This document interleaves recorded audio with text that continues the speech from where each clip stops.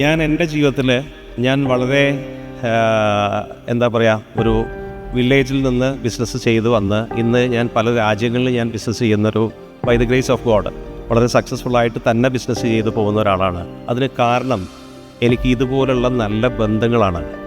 ഞാനൊരു crazy idea പറയുമ്പോൾ അത് കേട്ട് ഞാനൊന്ന് ആലോചിച്ച് പറയാമെന്ന് പറഞ്ഞിട്ട് ഒരു ദിവസമോ 2 ദിവസം എടുത്ത്, എടാ നീ പറഞ്ഞ സാധനം കൊള്ളാമല്ലോ, നമുക്കത് ചെയ്തുകൂടെ, ഇന്ന ആൾ ഇന്ന ഭാഗത്ത് അതിനെ പറ്റിയ ആളുണ്ട് എന്ന് പറഞ്ഞ് കണക്ട് ചെയ്ത് തന്ന സുഹൃത്തുക്കളാണ് എന്നെ ഈ പൊസിഷനിൽ എത്തിച്ചിട്ടുള്ളത്.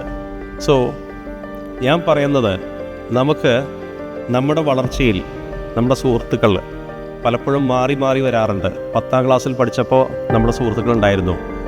ഒരു കോളേജ് സമയത്ത് ആ സുഹൃത്തുക്കളല്ല, വേറെ സുഹൃത്തുക്കളാണ്. ഇതുപോലെ തന്നെ ബിസിനസ്സിൽ വരുമ്പോൾ ഓരോ സ്റ്റേജസിലും നമുക്ക് സുഹൃത്തുക്കൾ വേറെയാണ്.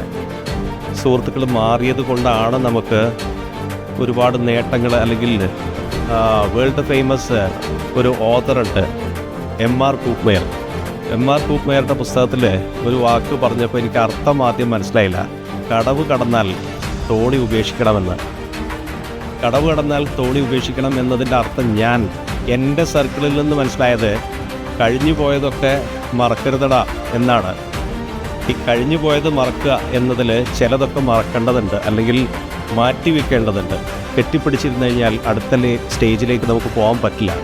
സോ ഓരോ സ്റ്റേജിലും നമുക്ക് പുതിയ പുതിയ ആ സ്റ്റേജിലുള്ള സുഹൃത്തുക്കൾ വന്നേ പറ്റുള്ളൂ.